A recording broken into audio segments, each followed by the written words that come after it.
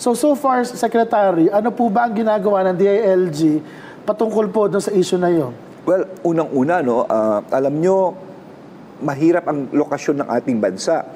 Marami tayong bagyo dahil sa lokasyon natin. No?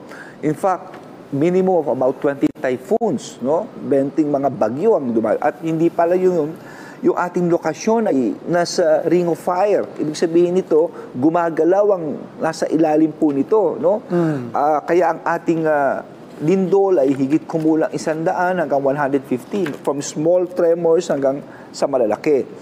Kaya dito sa paghahanda, gumawa po ang DILG na tinatawag na Oplan Disto. Ano itong Operation Disto? Ito po yun. Itong librong to, itong maliit na libro na to, ang Biblia. Yeah. Disaster Preparedness Manual. Kita mo, bagay na bagay sa amin ni TP, ha? Ngayon, dito po nakalagay, kung iisa-isahin mo dito, ano ang gagawin ng isang mayor, isang barangay captain, ang kanilang mga departamento magpuprocure. Sa simula pa lang, nakalagay na po yan. No? Ibubuin mo ang iyong tinatawag namin, Lokal na Disaster Risk Management Council. Bubuin mo yan. Anong mga bibili nila, anong preparedness nila, no?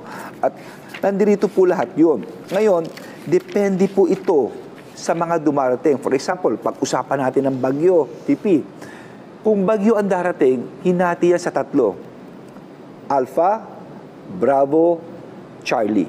ABC. Okay. Yeah. Itong Alpha na to, depende sa lawak. Kung ito Pilipinas, malawak, maliit lang siya, okay, andirito ka banda, anong gagawin mo? Nakalagay din dito. Kung ito naman ay Bravo, malaki-laki yung coverage, andyan kung ito naman ay Charlie, halos ganyan nakalaki.